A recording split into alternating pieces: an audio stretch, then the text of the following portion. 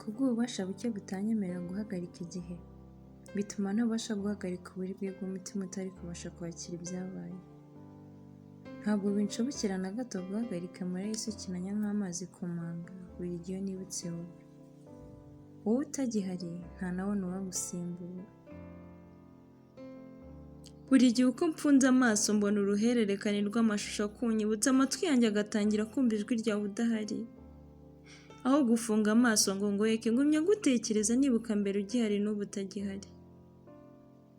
Gasanga aho washyiraga akamwenyu hajeho iminkanyari, amaso y'urwererane wahoraga urata yabaye ay'ibishirira.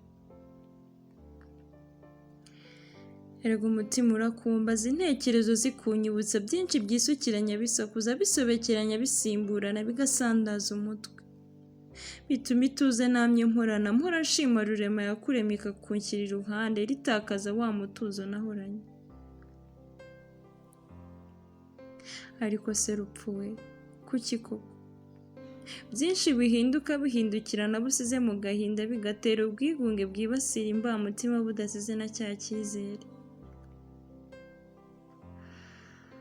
Harya di, ngo n'ubundi amaherezo y'inzira ni mu nzu bikaba n'iwabo wa twese? Ubu se koko nta na ka priyave byibuze tumenye uko twitwara twita ku gihe gito dufite ngo tubike inzibutso? Ubu se twabura no kwisukura dusubiranya ibyo twangije, tunasubiza ibyo twanyaze, dusigira abacu ikizabasigarana?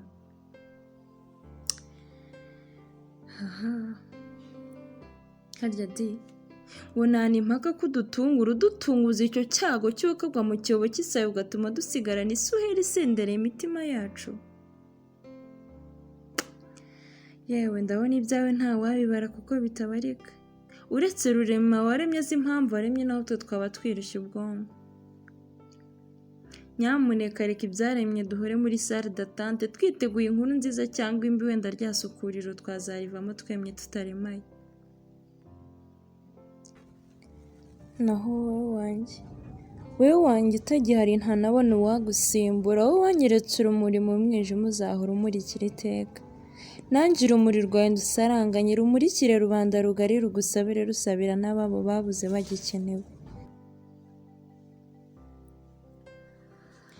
Njyeweho ntuzambarire kubwo guhinyuza ibyo twacanyemo, nitwaza ko utarinze isezerano, ahubwo uzambarire kubw'ububasha buke butanyemerera guhagarika cyangwa gutinza igihe.